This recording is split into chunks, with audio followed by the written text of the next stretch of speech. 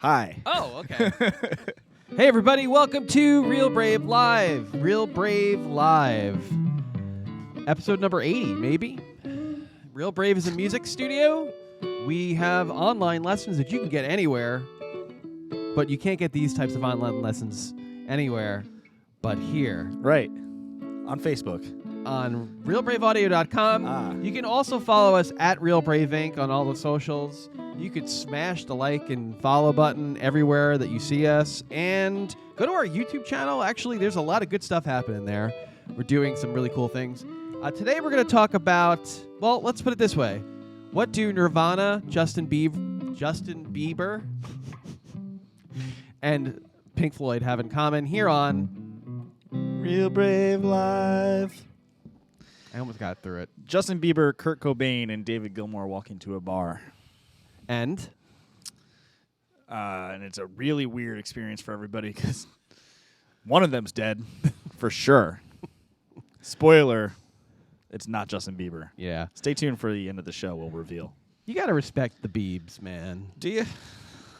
Yeah, man. He's self-made, man. He started when he was a little babe. Is he self-made or is he usher-made? He's 100% not self-made. Well, or you could look at it like he's a social media genius. He was on YouTube. Yeah. That's the market we're trying to get into. Hi to our new subscribers. Yeah, 50 new subscribers in a week. Wow, it's 50 now? Yeah. We're getting somewhere. And my Twitter is fire, bro. Oh, man. Fire. This guy paid for the blue check mark.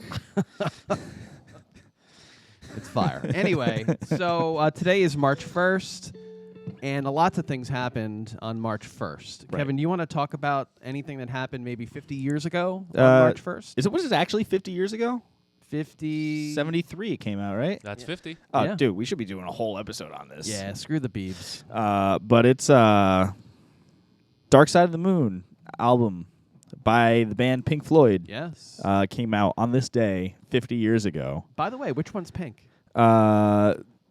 Which Floyd is pink? Yeah. The second Floyd. Okay. That's a lyric from Have a Cigar. There you go. Very good. Nope. I actually like that album better, personally. Me too. Do you? I do. We agree on something. And Dark Side of the Moon came out on March 1st, 1973. Probably one of the most critically and popularly acclaimed rock albums of all time. That's all I got to say about that. Oh, It's that's got a great. There literally nothing else happened.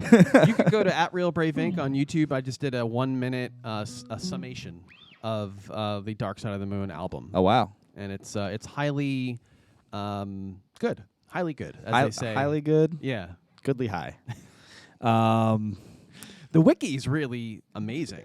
For Pink Floyd? Yeah. I don't really like Wikipedia that much, but this is significant. It's very long, and it's got a lot of background on how they put this together.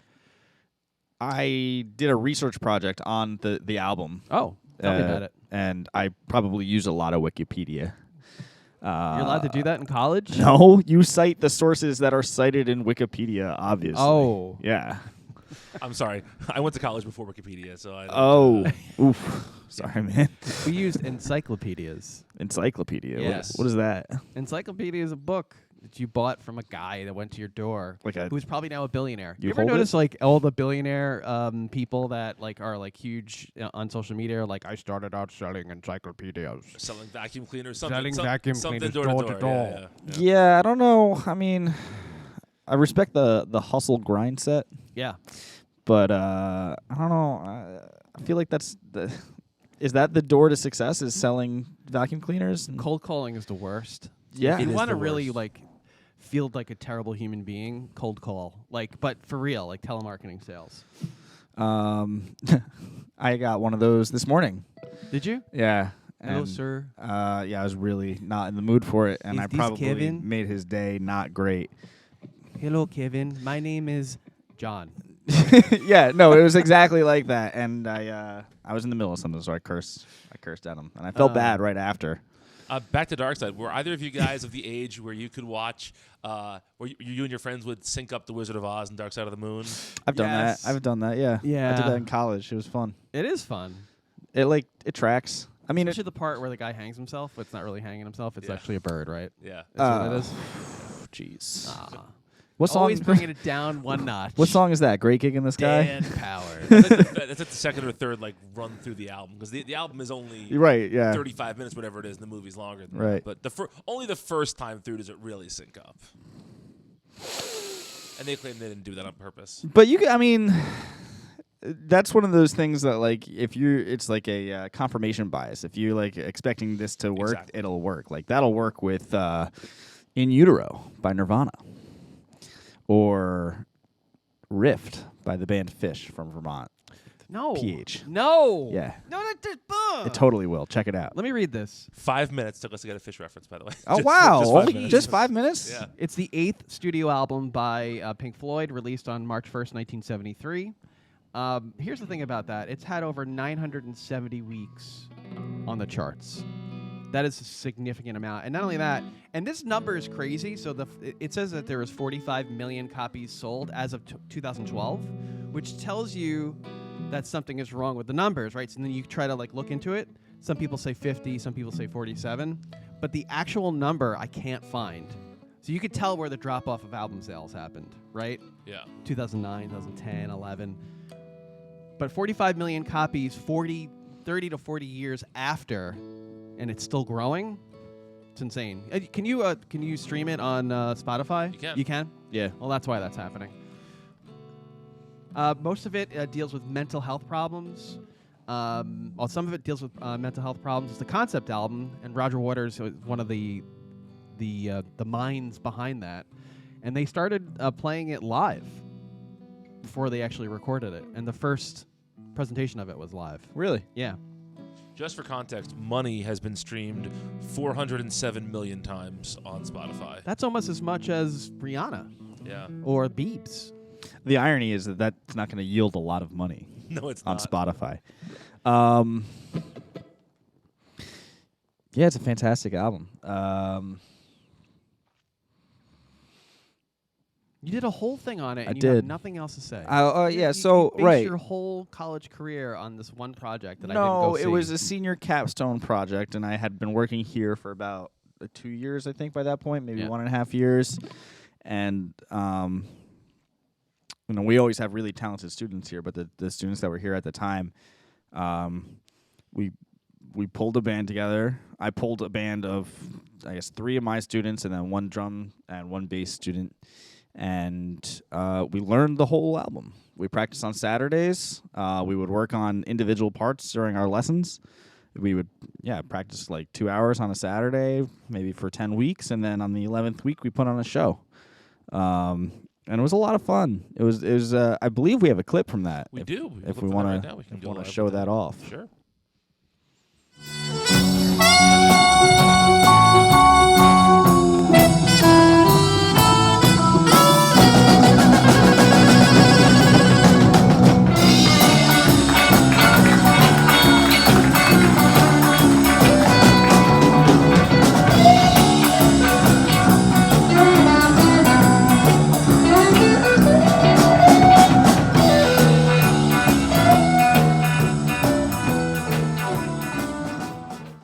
All right, that was the clip. That was very nice. Wow. Yeah, so Dark Side of the Moon is not necessarily about astronomy. No, Sid Barrett, the original singer for the band, lost his mind. Yeah. He went insane. And So a lot it's of actually the album it's about. it's a bit on lunacy, and if you haven't listened to it, if you're one of the 5 people on the planet that haven't listened to it, go right now and listen to it on Spotify. You'll be forever changed. The song that we just heard was That Was Money. And on saxophone was one of our instructors, Alex. But what's fun about that song, and we're going to go down a little music theory rabbit hole here, is that it's in what time signature? 7/4. 7/4. Except for the 1, guitar solos in 4/4. 4, 5, 6, 7, 1. Which makes it unique. Yeah. Which makes it very unique in the rock idiom because you don't get a lot of that unless you're like listening to like Rush or like Polyphia or like math rock or Dream Theater or that kind of stuff. But not in like the early 70s. Maybe like Edgar Winters, maybe like some of the prog stuff that was happening at the time. Yes, Kansas. But that's It's more of a jazz signature. it is, yeah. A la Take 5, right? 1, 2, 3, 4, 5. 1, 2, 3, 4, 5. But then, yeah, you get into the guitar solo, and it's the 1, 2, 3, 4. 1, 2, 3, 4. yeah. And then it's also it's 12-bar blues at that point, right? Or 24-bar blues, actually.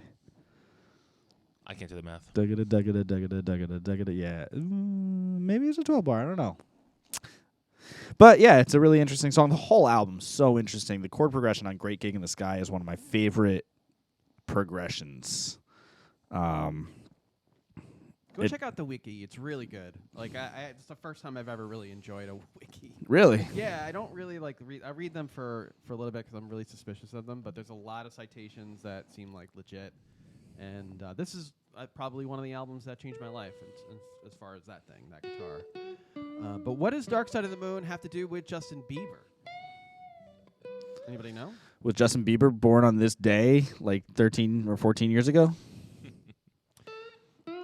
More than 13 or 14. He's married now. Is he really? He's Yeah. 29 years old today. Wow! Happy birthday, Biebs. Happy birthday, Justin Bieber, friend of the show. Yeah, a huge friend of the show. I think he likes us on MySpace. Justin Drew Bieber. That's his real name. He's a Canadian singer. He's recognized for genre melding musicianship. Yeah. Kevin, what do you think of that? When I think of genre melding musicianship, I think of like Beck. I think of The Fish. I think of Bob Dylan. I think 11 of, minutes into the second Fish reference, by the way. I think of Miles Davis. I don't necessarily think of Justin Bieber per se. Then again, I don't actually listen to Justin Bieber. I listen to one song. Where's that song? That's this one. That's Yeah. Which he wrote on the guitar, man. I think.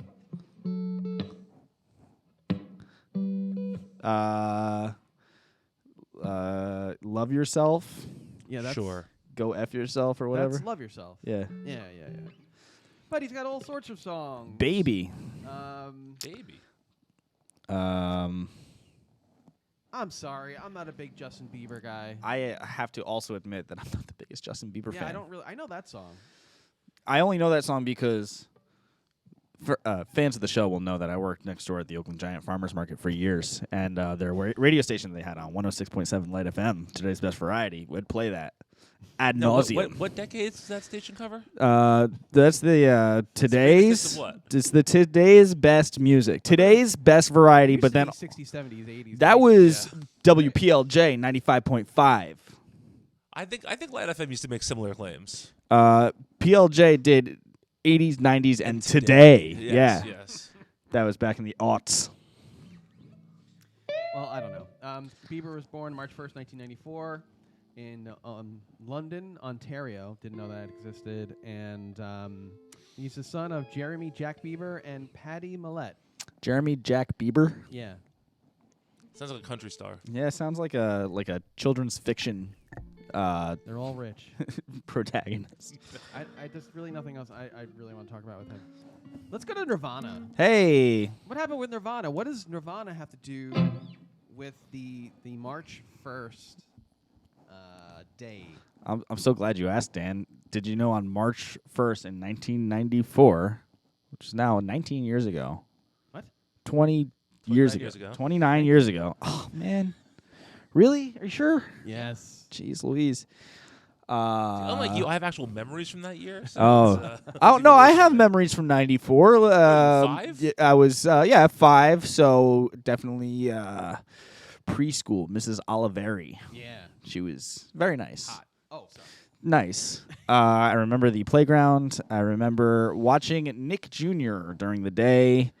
Face on Nick Jr. was like Okay. the guy, and cut up hot dogs for lunch. And also Nirvana performing their last concert in an airport hangar in Munich, Germany. Is that right? Is that the one one where the Kurt Novoselic threw the bass in the air and it hit him in the head? That happened many times, but on the MTV Awards, it happened famously. Oh, okay. Yeah. And he had a bloody head and he was like, Yes. stomping around. Yeah. That was He would throw it like as high in the air as he could, and then it would just come. You know. I mean, I just feel like of all the things to throw, a bass guitar is like among the worst. When you can have like 50 bass guitars. Well, I mean, it's like it's so heavy though. It is super sturdy though too. Yeah, I guess. Is it sturdier than one skull? I guess is what I'm asking. I suppose that's a good question. So So let me ask you guys this: I am like right in the target age for Nirvana. I was 12 in '94, Okay. so that's like right in the yeah, sweet that's- spot. Do either of you have any affinity for Nirvana? Oh, yeah. yeah, for sure. Oh, absolutely. Before I got into like, it was part of my journey into the music that I like today. It was like right after I was done with like whatever was popular in like '99, which was like Limp Bizkit and like Backstreet Boys. I was like, wait, what, rock music?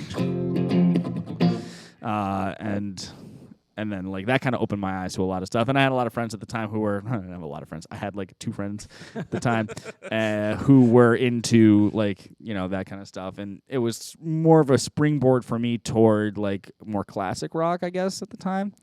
But like definitely listening to some of it today, I get like nostalgia of middle school. You know what I mean? Like 6th grade. Yeah, it was a transformational album. I was a junior in high school, and I saw Smells Like Teen Spirit on MTV, which is a thing you used to do, right? Yes. And I was like, what is this? And then my friends were talking about it the next day, and everybody started talking about it, and I got the album on tape very soon thereafter. And then we started covering Territorial Pissings right away. Okay. Love that song. It's a great song. Oh my God, it's one of my favorites. Would you do the off-key rendition of "Everybody Get to Try to Love One Another" right now? Yeah, no, but yeah, the keyboardist in my band would do Okay, it, yeah. and then did he sing it? He might have sang it too. I don't know. I just love that because it's just it's like a combination of melody, metal, and like rock, all pushed together in like this I want to kill somebody song. Kurt Cobain, excellent songwriter. And I saw like he was on like a list of like top 100 guitarists or something like that, and I was like, no, that's not right. You know, I wouldn't. Yeah, we talked about that. Yeah, we have, and I wouldn't put him on the list of top guitarists, but top songwriters for sure. Like really, like he was forging like a new genre at the time, right? So like, you know, pioneer of grunge or whatever. He wasn't like actively doing it though. No, he was just writing. He was being songs. original, yeah. Yeah, he was the OG. So I would say Original grunge. from that time, I would say that Territorial Pissings is probably my favorite song. Is that one of the questions we wanted to talk? Is that one of the things we want to talk Yeah, I about? was gonna ask, just what your favorite Nirvana songs were. What do you think yours is? I like Serve the Servants. That's one of my favorites. And then also, you know, Teenaged Angst has paid off well. Now I'm old and bored. One of the best opening lines to a song There it is. album of all time. yeah. Yeah. I could definitely relate to that as a 12-year-old. But you know, like I'm also like very touristy when it comes to like Nirvana. So like I like All Apologies, Heart Shaped Box, you know, all that stuff too. Archie Box is great. Great video too. I'm a big Silver guy. Silver's a great song, and I like School a lot. Oh yeah.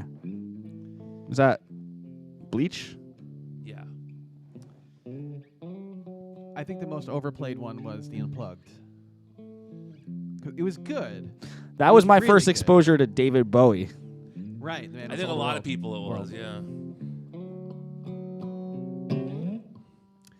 It was really good, but I think he offed himself right when April. that came out, right? Yeah, I think it came out like maybe February or March. Right. In April, he was In gone. April, A month after Justin Bieber was born. Yeah. Huh. Wow. he Yeah. could have been the dad of Justin Bieber. No, he could have couldn't been. have. Oh. That Yeah. would be cool, though, right? No. No? No, in the same way that Miley Cyrus is Billy Ray Cyrus's There's way too many Cyruses. daughter. Yeah. Nothing against either of those Cyruses. But He's an icon now. But I would say that I'm not going to say it because it's not good to say. It's not. It's a family show. It's a family show. Yeah. So like, if Kurt Cobain was Justin Bieber's dad, probably would have just killed himself. Thank goodness you pulled the mic away from Right. that. Oh, you're my dad. Great. Yeah, I would say that my least favorite out of all of them would be the Unplugged, only because I heard it 25 million times. When I first heard it, I was like, oh, this is really cool. Actually, every Unplugged was great. My favorite one was Pearl Jam and Alice in Chains. The Alice in Chains one is excellent. Yeah. What I like about the Nirvana one, though, is that they didn't just do their set acoustically. Like, they really put a lot of thought into it. It's a lot of covers and sort of stranger versions. Like, it felt like they were trying to match the setting instead of just like play acoustically their hits. Oh, him singing "In the Pines," the Lead Belly tune, is like, I don't know, a white man could sing that song like Right. that, and for it to sound that good. Yeah. So there's the readers of Rolling Stones, the top 3 according to Rolling Stone, your favorite. Yeah, Rolling my Stone favorite is- magazine. It's yeah. the definitive rock and music magazine. It's up there with Business Insider And Forbes. and Forbes. Coming in number 3, Heart-Shaped Box. Coming in number 2, Smells Like Teen Spirit. Yep. I'm And then tired of teaching that one. Yeah. And then number 1, you about this one, Lithium. How's Lithium go?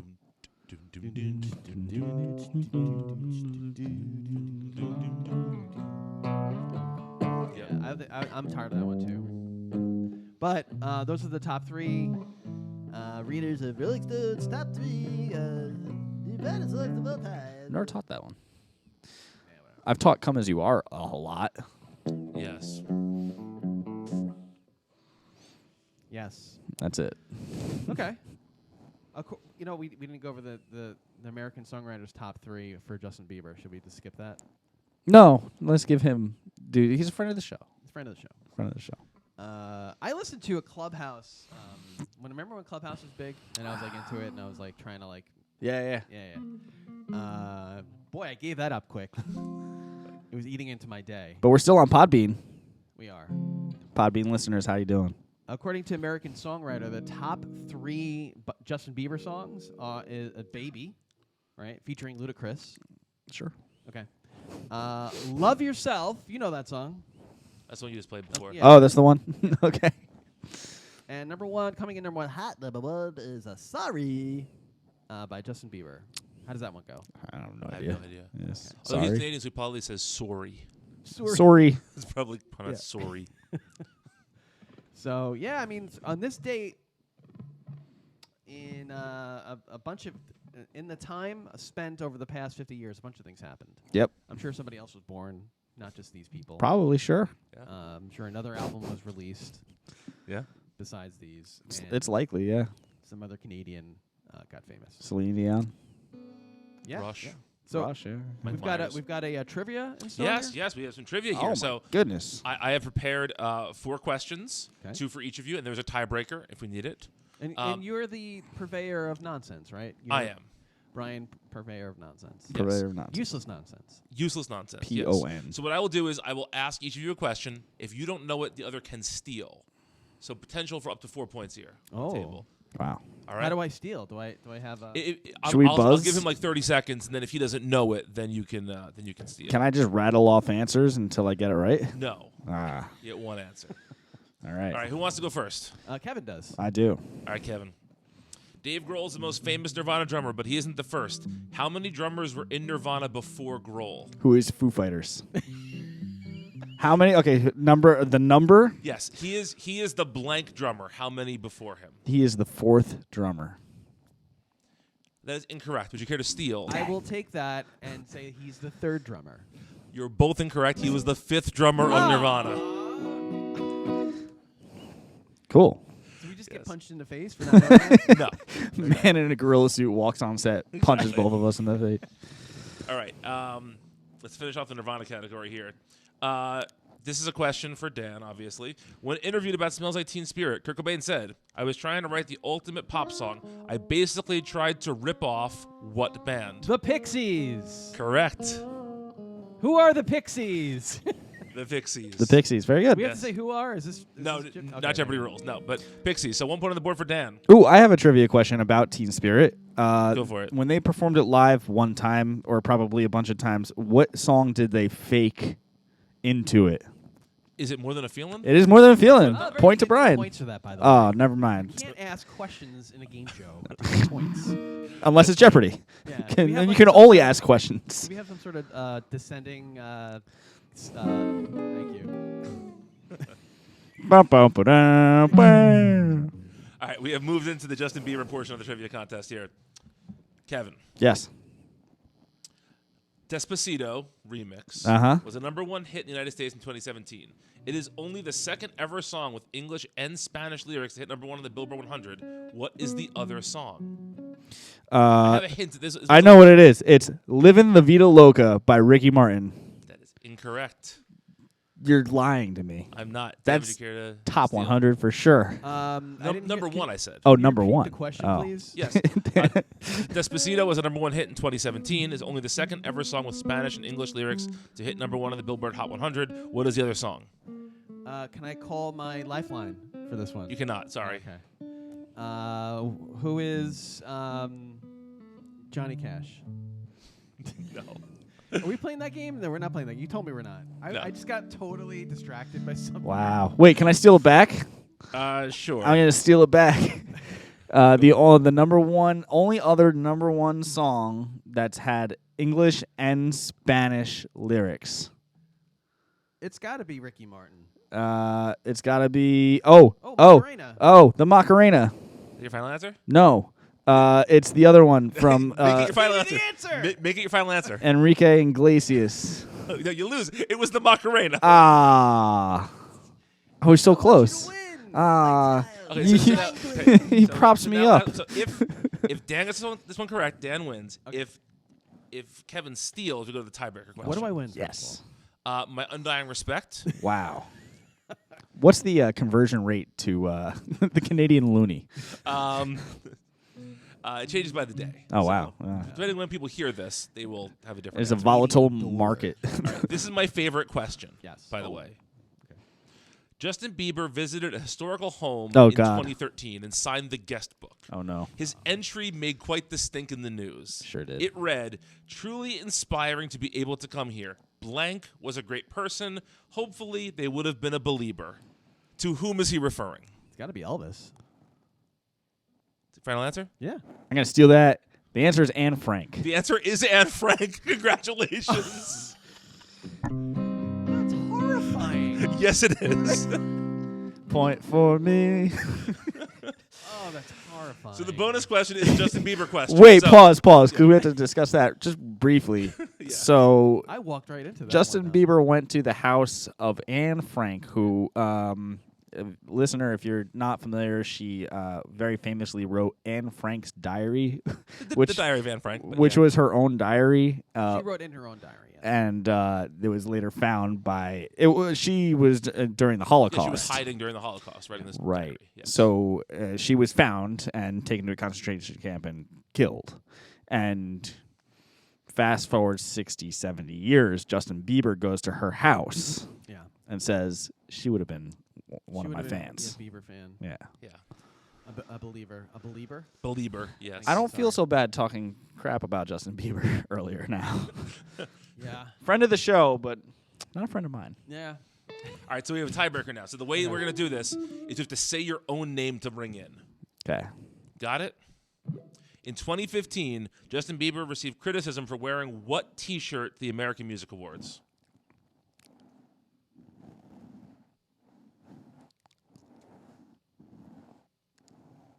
Kevin, Kevin, go for it. what year was it? 2015. All right. Never mind.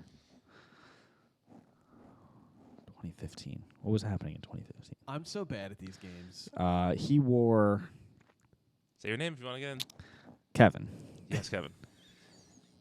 Think about today. Was he wearing a White Lives Matter T-shirt? No. Are you sure? Think about today. Think about today, March 1st, 2000. What's this? March year? 1st. Just think about what. Think it's not 1994. Think about what we're doing here, where we are, Okay. who we've been talking about. Justin Bieber. He was wearing a Nirvana. Dan. Yeah. He was wearing. your name's not Dan. I know. He was wearing a Nirvana shirt. Correct. What?